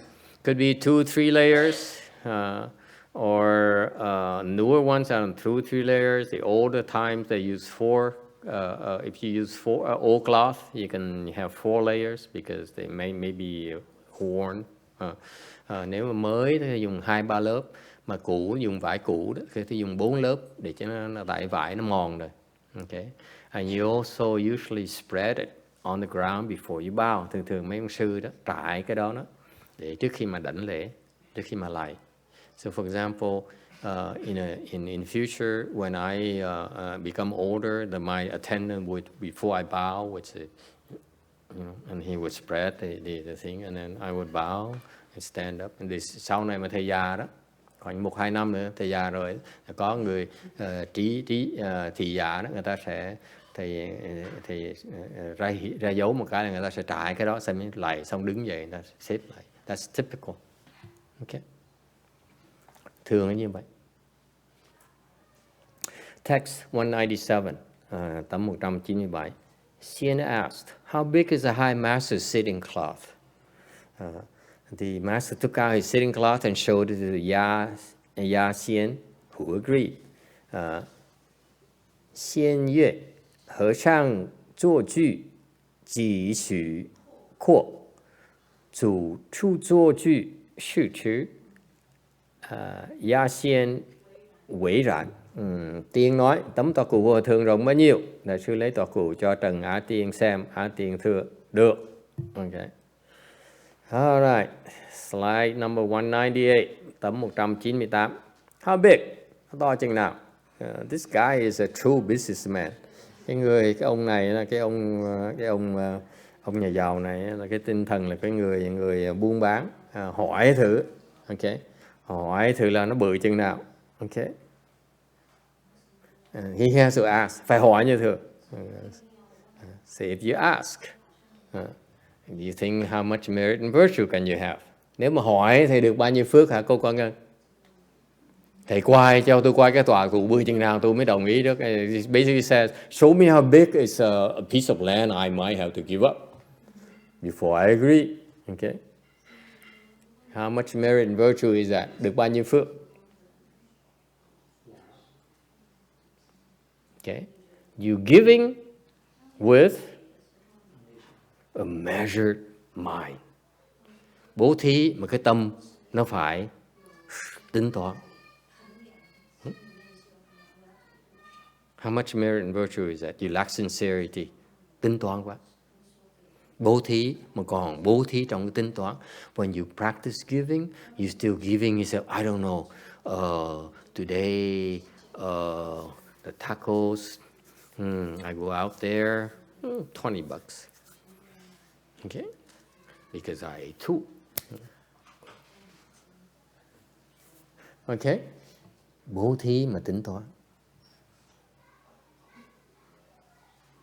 It's like you exchanging services. Yes, mình tính toán giống như mình mua bán vậy đó. Xứng đáng tôi mới trả cái tiền đó. If you worth it, I pay for it. Right? And that's not giving. Mình bố thí không thể tính toán được như vậy. You cannot practice giving with measured mind like that. Cái tâm mà bố thí mà tính toán như vậy là không có tốt. But how can you blame this guy? He cannot become rich unless he's cautious. Ông nào sẽ trách mà sẽ được ông giàu tại vì ông cái tâm tính toán mới giàu được. Right? So he saw the thing and he agreed. I know it's a YRB translation, but I don't know is it humor of Phá Hải or could be Ya Xian. Thì nhiều khi cái chuyện có thầy đọc cái này thì nó hơi khôi hài một tí. Nhiều khi là cái này là ông Pháp Hải ông thấy cái tìm buồn cười, hoặc là cái ông Á Tiên này cũng thấy có cái cũng vui chơi vậy thôi. Okay, we don't know. Okay, mình không biết được. None our business, không phải chuyện của mình. 199, tấm 199. But when the patriarch unfolded and spread out his sitting cloth, he completely covered the 4 borders of South Sea. The 4 heavenly kings appeared and sat as protectors in each of the 4 directions. Sư以坐具一产，金照潮汐四境，四天王现身，坐镇四方。Sư lấy tấm tòa cụ trải ra bao trùm hết 4 góc tàu khê, lại có 4 vị thiên vương hiện thân ngồi trấn 4 hướng. Okay, 200, tấm 200. Four heavenly kings, 4 cái tứ thiên vương. Okay. They reside on the four sides of Mount Sumeru halfway. Okay. Cái tứ thiên vương này đó, họ cung điện của họ đó, họ ở trên cái một nửa của cái núi Tu Di. Mount Sumeru is about 40,000 yojanas tall. Cái núi Tu Di nó cao khoảng chừng 40 do tuần. And halfway there is where that's where the four heavenly kings live. Giữa cái chân núi đó, okay, là ở 4 phía là có tứ thiên vương. On top of Mount Sumeru is where? Trên cái đỉnh của núi Tu Di là ai ở? Who lives there? Anyone else? Yes. Huh? That's right. Very good. Đầu cái đỉnh núi là có Chakra, the Christian God. Cái đỉnh núi Tu Di là có Đế Thích, là ông Đức Chúa Trời đó. That's why in Buddhism, bởi trong Phật giáo mình á, it is said, mới nói rằng á, on the 15th of day of the lunar month or the end of the lunar month, okay, Phật giáo mới nói là rằm 15 hoặc đầu tháng đó, thì Đức Chúa Trời phái Thái tử lái xe ngựa xuống đi tuần. That's why at those days of the lunar month, the Chakra's crown prince, his son, okay, would be sent on a mission. So he drives his chariot down the mountain to our human realm. Thành ra mỗi tháng Thái tử lái xe xuống để xem xét tình hình nhân dân. He goes on an inspection round. Yes. Dạ thưa thầy, có thầy giảng nói là cũng Dương có cái dụng cụ là những cái xe đó, giờ gọi mấy người mà hành tinh đó là dễ bay đó, vậy nó cũng phải. Thầy không biết, thầy không biết từ hành tinh nào. The question is, some monks explain that the four heavenly kings send people down. That's why they send the saucers, the flying saucers. I say I don't know which planet they came from, but the four heavenly kings would not need saucers. Saucers is too slow for them. Đối với thầy đó, khi thầy biết tứ thiên vương á, là không cần phải cái dĩa bay mới bay tới xung mình được đâu, nó xa, nó chậm quá. Tứ thiên vương muốn là tới ngay lập tức à. If they want, they can arrive. That's why they arrived and protected the sixth patriarch immediately. Thành quý vị thấy trong kinh đó, hầu nhiên cái tứ thiên vương nó hiện ra ngay lập tức. Okay? It's a lot faster than the flying saucers. Trust me. Cái dĩa bay nó còn chậm quá. Tứ thiên vương nó bay lẹ hơn nhiều. Alright? Nonsense. Nói tầm bậy tầm bạ không. Okay. They are called the Dharma protectors, or to protect under the heaven on the four continents. Tứ thiên vương gọi là hộ pháp, gọi là bảo vệ cho cái thế gian này. The four heavenly kings are in charge of protecting under the heavens. Tứ thiên vương là cái nhiệm vụ của họ là bảo vệ cho thiên hạ, under the heavens, below the heavens, thiên hạ. Okay? Meaning, the first heavens is the four heavenly kings' heavens. Okay? Cái cõi trời đầu tiên đó, gọi là tứ thiên vương, tứ thiên. Thì ở dưới đó gọi là thiên hạ. Below that is called under the heaven. Okay? Là cõi người. It means it's us. So they're in charge of protecting us. Họ cái bổn nhiệm vụ của họ là bảo vệ cho cái dưới, cái thiên hạ. They protect us under the heaven. That's their jobs. How are they protecting? Tại sao bảo vệ cách nào? Anyone knows? Có ai biết không? Anyone knows? Bảo vệ cách nào?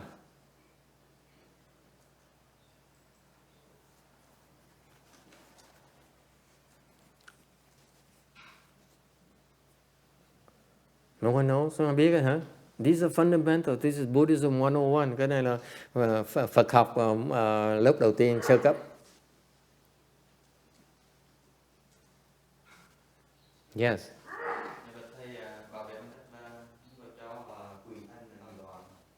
This guy learned Buddhism somewhere else. We didn't explain this to you. Đúng. Basically, where we are is we have a lot of ghosts and spirits who can misbehave. Cái cõi nhân gian này nó có quỷ thần mà nó có thể làm bậy. And these four heavenly kings are the bosses of these ghost kings. Thành cái tứ thiên vương này là nắm đầu những cái quỷ vương. Meaning the ghost kings must report to the four heavenly kings. Thành mấy cái quỷ vương, mấy vua quỷ đó phải tùng phục cái tứ thiên vương này. There's a jobs. So for example, each of the four heavenly kings here are in charge of a certain type of ghost kings. Thành mỗi cái tứ thiên vương đó, họ phụ trách đó, là một cái loại quỷ nào đó. So with the combination of all these four heavenly kings, they're in charge of all the ghost kings. Thành đối với cái bốn cái tứ thiên vương này đó, thì tất cả những cái quỷ vương đó đều phụ thuộc vào bốn cái tứ thiên vương này. Questions? Ai thắc mắc gì không?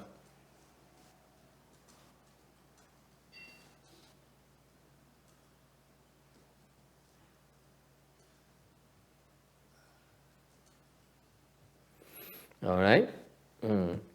So in the East, I should name these names because these guys are important. Mình khi nói cái tên họ cho quý vị biết, đây là kết duyên với họ.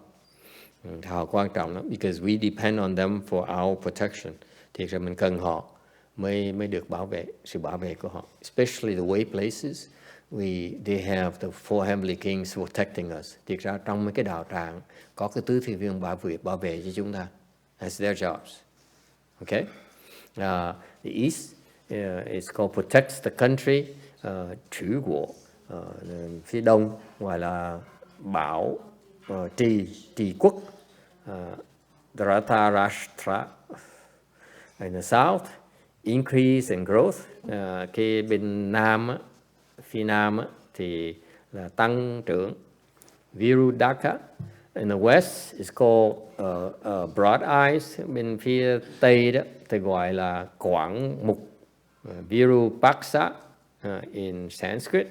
And then finally in the North is đô quẩn. Cái bên Bắc á, thì gọi là đa văn, Vaishravana. Okay? Who is the leader of these four heavenly kings? Ai là người lãnh đạo của bốn cái tứ thiên vương này? Anyone knows? The leader of the four heavenly kings is the king of the north. Okay. Cái người lãnh đạo của bốn tứ thiên vương này là cái ông vua mà phía Bắc, đô quận, đa văn. Okay. The erudition king. All right? Questions? So basically, yes. Thầy, nếu mà mấy vị ở trên cao nữa phá mấy vị đó bảo vệ nổi.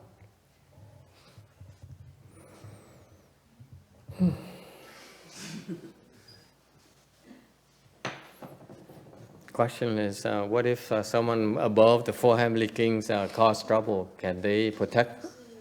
Are they able to protect us? Hẳn như có những cái người mà cao hơn cái ông tứ thiên vương, thì ông này bảo vệ mình được. For example, who do you think is higher? Ai cao hơn?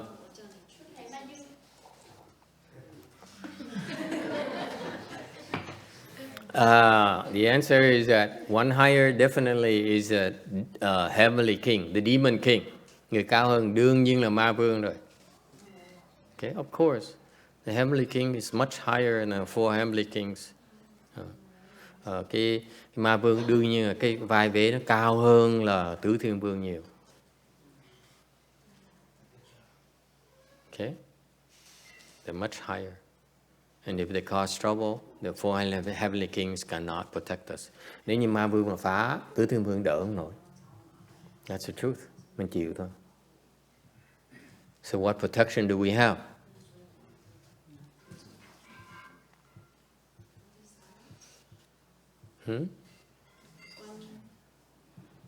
Sao? Ai bảo vệ mình bây giờ?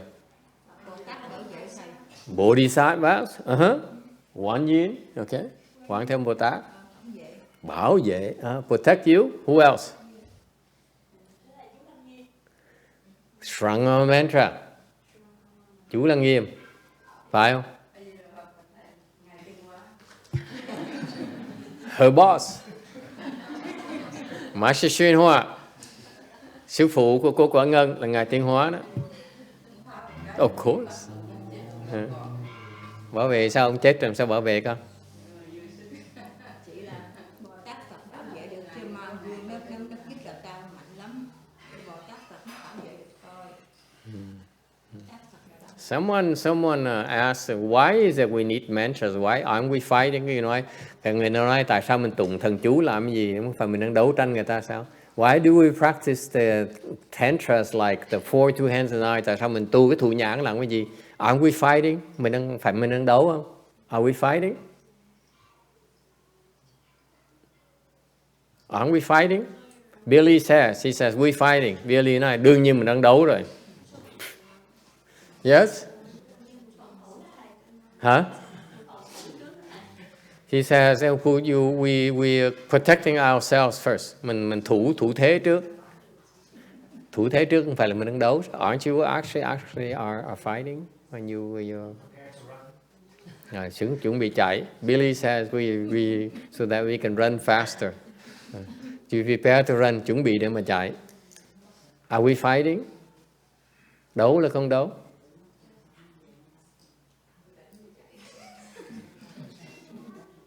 Điểm cái chú của thích mình trước phải thầy. Điểm sao? Em đi cầu cứu vừa điểm chú vừa cầu cứu.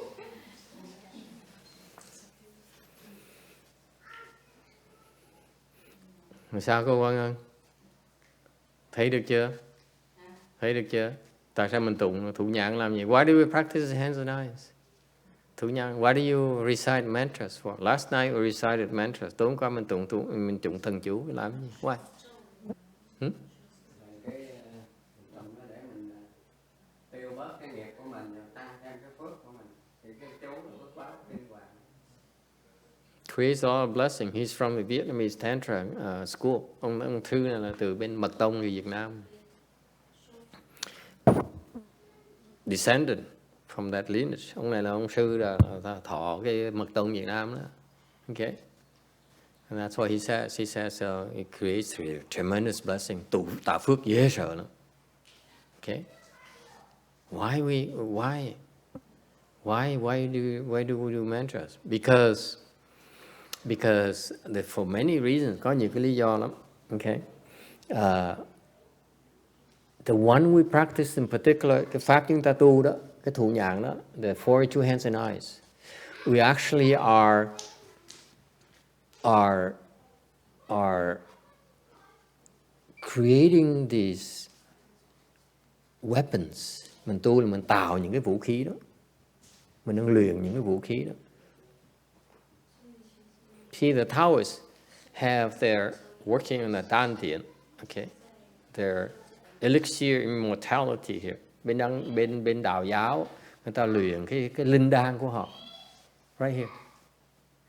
They practice, they perfect this magical elixir of immortality. Họ luyện cái linh đan họ để họ sống trường thọ. Okay?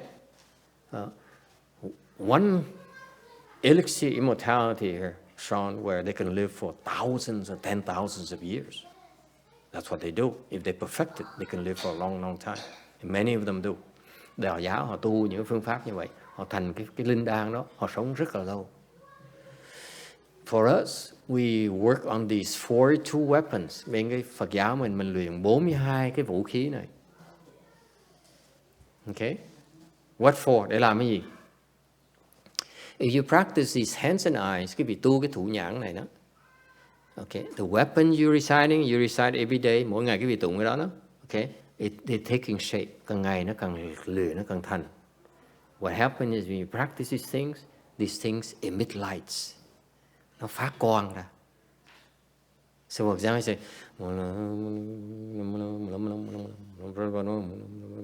actually it emits lights.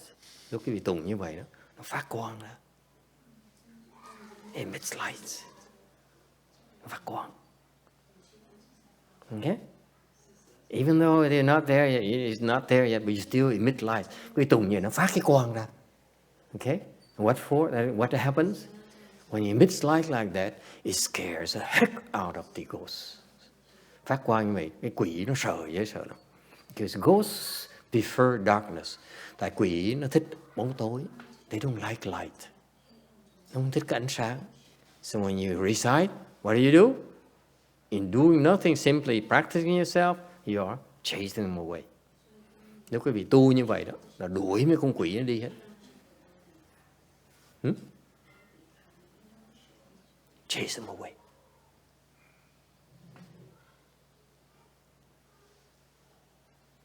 All right? So let's say there's a fire. You go in the middle of fire.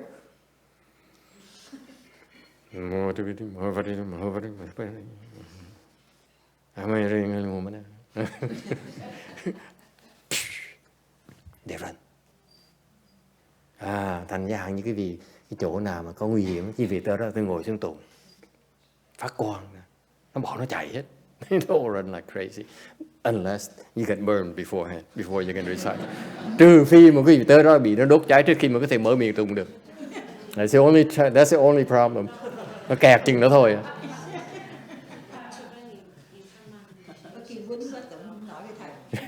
Hơi nóng. A bit too hot. Can we turn on the AC first? Okay. Yes. Question. But why do you have to be there? Tại sao mà tới đó làm cái gì? You don't have to be there. You sit here and you recite, and the light goes right there. Mình ở đây mình tụng, thì ánh sáng nó tới đó luôn nữa. Depending on your range, tùy cái sức của quý vị. Right? You see? So, are we fighting? No, we're not. We're just minding our business. Mình lo chuyện mình thôi. That's how you can help. Vậy mình giúp người ta được.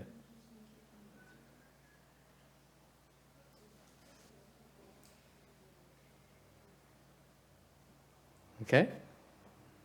And that's why we do these things. Mình tu cái này để mà, because we practice these things in order to develop the ability to help others. Thành mình tu những cái pháp này để phát triển khả năng để giúp người khác. All right? It's not talk, không phải nói không. When you want to help people, just like the four heavenly kings, you need to protect them. Giúp người ta không phải chỉ nói mà phải làm. Như tứ thiên vương đâu phải là cả ngày nói tôi là bảo vệ cho thiên hạ đâu. Đâu có, phải làm việc. They work their butts off every day. Because they have the ability to do that. Họ phát triển khả năng làm cái chuyện đó. Same thing. When you practice, you need to have these tools. Okay? The F-35, the F-22, the F-16, the aircraft carriers, the destroyers, the submarines, the ICBMs and stuff like that. Okay? You need to have those weapons. Giống như cái thế giới người ta phải cần máy bay, cần tàu thủy, cần hàng không mẫu hạm như vậy. Có cái súng người ta mới sợ, chứ đâu có nói khơi cái miệng nói ai mà tin. Actually phải bỏ tiền ra làm mua cái súng đó người ta mới tin được. You actually need time to develop these weapons before you for real. So you can imagine you want to go into a fight, a battle, and you see all these F-22 and F-35 flying all over, all above you, and then and Chuck Norris ready to commando you. Is that Chuck Norris? Okay, then quý vị thấy phải có như vậy. Okay, so what happened is that if you practice these things, okay, you have all these weapons.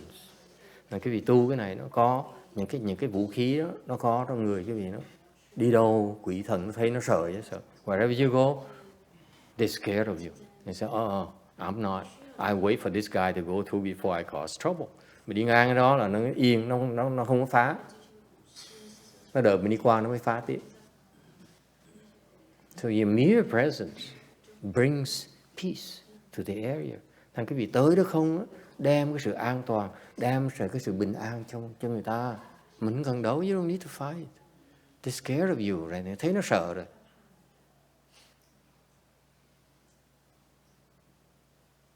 All right? Who says you're fighting? You have to fight. Nó thấy nó khiếp, nó muốn đánh mình làm gì, đấu mình làm gì. All right? Questions?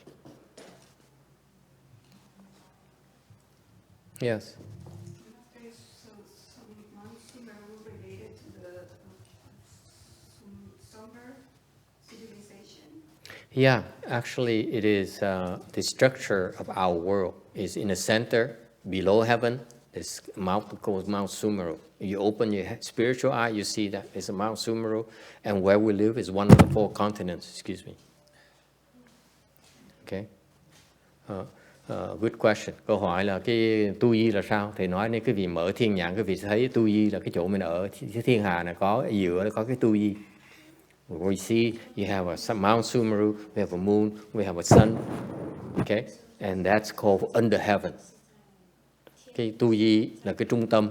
It's the center, is Mount Sumeru, and then halfway is the sun and the moon, that general configuration. Each world is like that. Một cái thế giới nó như vậy. Ở trung tâm là cái núi Tu Di, 4 phía là 4 châu. Thì mình ở trong một cái 4 châu đó. So the Buddha, using his Buddha eye, he sees this configuration of each world, his spiritual configuration of each world. So you have these areas of domains of responsibilities. Thành Đức Phật dùng cái Phật nhãn á, Ngài thấy rằng mỗi cái thế giới nó có cái núi Tu Di, rồi có 4 cái châu, rồi có tứ thiên vương, rồi có đế thích nào. Ngài thấy tất cả như vậy. Thành mỗi cái phạm vi nó có cái dụng của nó. Okay? It's not the same as the world here where we divide into America, United States versus Russia and so forth. No, it's more spiritual delineation. Cái này cũng phải giống như bên xứ Mỹ, xứ Nga Xô, nó khác nhau. Ở này là mình nói về cái cõi linh thiêng đó, nó chia những cái lãnh vực như vậy. It's separated into these domains of responsibilities. Okay? That's why the world is orderly. Bởi cái thế giới này, nó có cái sự trật tự ở trong đó. Without this delineation, you have chaos. Nếu không có cái sự trật tự đó thì quý vị cái mình sẽ nó loạn hết. Okay? And what happened is that so within this delineation, these people have their functions. Mỗi trong cái phạm vi đó, mỗi người làm việc của họ. However, as you said, was asked earlier, what if the heavenly kings come down and cause havoc to the system? Hồi nãy có người hỏi đó, nếu trong cái phạm vi như vậy mà trên quải ma vương nó chạy xuống nó phá thì sao bây giờ? Okay, that is why we need to maintain something like 4 two hands and eyes and the Shrangama mantra, like someone said earlier. Bởi vậy người tu sĩ chúng ta, nhóm người tu đó, phải luyện những cái pháp như là pháp thụ nhãn, cái pháp mà chú Lăng Nghiêm để trì thiên vương được. Those are the dharmas who can keep the heavenly kings in check. Thành mỗi người có công việc khác nhau, là người xuất gia, tức là những người mà tu những cái pháp như vậy, họ quyền trị được ma vương. So for example, the people who practice these mantras are able to control the heavenly kings, keep them in check, so that the 4 heavenly kings can keep the ghosts in check. So each one has a different function. So mỗi người có cái nhiệm vụ nó khác nhau. All right. So yes, it's true. So that yes, we don't have a connection with the ghost kings. Okay, not all of us, but our responsibility then is to keep the heavenly king in check, because the other the demon king in check, because the heavenly kings cannot. Tại mỗi người có cái bổn phận khác nhau. Tại mỗi người có cái pháp tu khác nhau. Because we all have different dharmas or practice. Okay? Just like you have electrician, you have plumbing, you have framing, you have and so forth. Giống như xây cái nhà mà có người chuyên môn làm tường, làm vách, có người chuyên môn làm nóc nhà, có người chuyên môn làm nước, người có thờ điện này nọ. Okay? We have different skills. Any questions? Ai thắc mắc gì không? Time flies. 201. Text is due to this occurrence, a mountain range bordering a monastery is called the range of heavenly kings. And Chin said, I know the High Master's Dharma power is vast and great. Chin sư Jing有天王什么？天王岭，因字耳名，仙乐，chư和尚法力广大. Nay tại cảnh chùa có núi Thiên Vương, vì nhân chuyện này mà được đặt tên. Tiên thưa, con biết pháp lực của Hòa Thượng thật là quảng đại. Okay. I'm rushed through this because I don't know how to answer you if someone asks me why did the sixth patriarch kind of fool this poor businessman. Thầy nói qua là lo lẹ, tại vì thầy muốn né trả lời câu hỏi là tại sao lục tổ đi gạt cái ông Á Tiên này. He says, I just want a piece of land to cover, to put my sitting cloth. Ông nói là tôi xin mảnh đất để mà đủ để mà trải cái tọa cụ tôi. And if he showed his real size, I think the merchant, the rich man would agree. Cái vị nghĩ tưởng tượng, nếu như cái ông Á Tiên mà thực sự thấy cái tọa cụ ngài cái tọa cụ ngài lục tổ nó bự chừng nào, cái vị nghĩ ông đồng ý là không? You think he would agree or not? Would you agree? Đồng ý là không đồng ý? Sean, would you agree? He said, how big is your sitting cloth? And six patriarch, yeah, big. You think he would agree? Cái vị tưởng tượng nếu mà lúc mà ngài ông hỏi là cái tọa cụ ngài bự chừng nào, ông giơ tay nó cái từ kia. Okay. You think he would agree or not? Master Shintu says no. Cô con ngưng đồng ý là không đồng ý?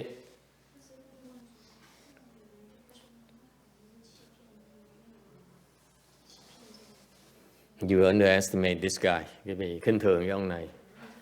I beg to disagree with you. Thầy không đồng ý cái vị. If I were this guy, I say to them, six patriarch, my sitting cloth is about that big to, that big, okay? Nếu mà ông lúc mà nói chuyện, nếu mà ông thầy ở địa vị cái ông già nhào này mà lục tổ nói cái hòa tù thiệt sự cái tọa cụ tôi nó to lắm, to từ bên kia tới bên này nè. Tới trước hay tới sau nữa. Okay? I would say, okay. I đồng ý. Show it to me. Show it to me. Thầy nói, đồng ý á. Hòa thượng cho con coi. Right?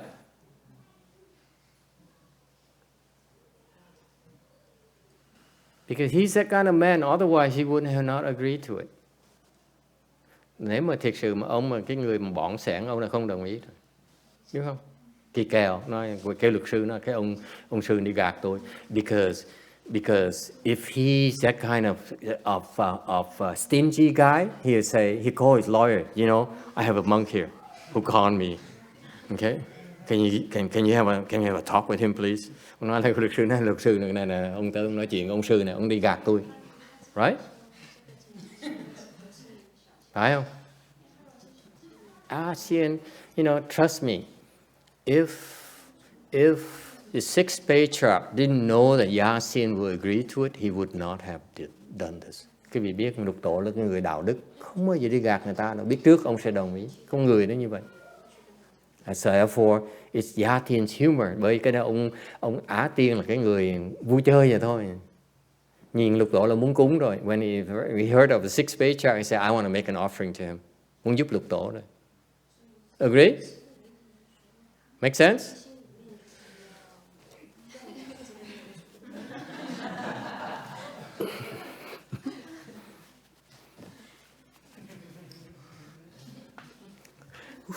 Another one.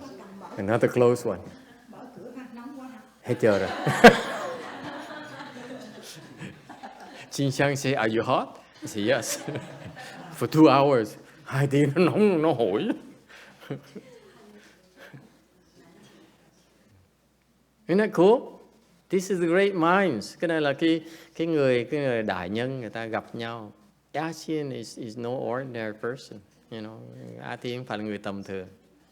It's not attached to money. That's why the sixth patriarch chose to come and ask him. Quý vị biết không? Ngài Lục Tổ biết rằng Á Tiên là người không phải người tầm thường. Thành chọn người ta tới mà xin đất chứ đâu phải là khơi mở miệng xin đâu. The young monks nowadays, and none nowadays say, oh, it's a sixth patriarch, say I should go ask for piece of land. That's what I do. Okay? And I make sure I bring a very big sitting cloth. Mấy người sư đời nay nói là rõ ràng theo gương Ngài Lục Tổ là mình cần đất mình tới mình xin người ta, trước khi mình xin mình biểu nó may một cái tòa củi thiệt của nó to, ok, lấy xe bò chở tới, ok, no, don't misunderstand, đừng có hiểu lầm cái chuyện này. Sixth patriarch knew this Yatian is a devoted Buddhist. Lục Tổ biết là ông Á Tiên là một cái người sùng tín. Thành đùa chơi với Lục Tổ, nó hỏi khó lại cho vui vậy thôi. Okay? Don't take these things literally. Đừng có đọc và nói là thế ra Lục Tổ đi gạt người ta. Don't think the sixth patriarch goes around and cons people out of the land. Đừng nghĩ Lục Tổ đi gạt lấy đất người ta. He doesn't need to do that. Đâu cần làm đâu. Agree? Yes. Remember, I listened to Master YongHua's explanation of this one. Uh-huh. He actually made a quick comment about how sixth patriarch would do such a thing to take the land from him. That's why I differ from Master YongHua. I don't think sixth patriarch needs any land. Is that kind of like a human way of saying? Yeah, I remember that too. And he's just making fun. That's why I need to clarify for the sixth patriarch, because I respect the sixth patriarch. Cô nói là ông Lục Tổ, Ngài Tiến Hóa, Ngài nói là ông quý vị thấy Lục Tổ đi gạt lấy đất người ta, thầy cười, thầy nói bởi thầy mới nói rõ cho quý vị nghe đó. Tại thầy phục Lục Tổ hơn là thầy của cô Quảng Ngân. We never do that. Patriarchs don't do that. Tổ không cần làm cái chuyện đó. All right. Can we stop here today? So this is the last lecture of the year. We resume our lectures. When is that? Đây là cái bữa giảng kinh cuối cùng của năm. Đầu năm mình sẽ giảng lại. We resume our lectures sometimes in February. Thành ra quý vị nghỉ hè cho tới đầu tháng 2. Beginning around February, we'll resume a lecture. Đầu tháng 2 mình sẽ bắt đầu giảng kinh lại. All right. Thank you all. Okay.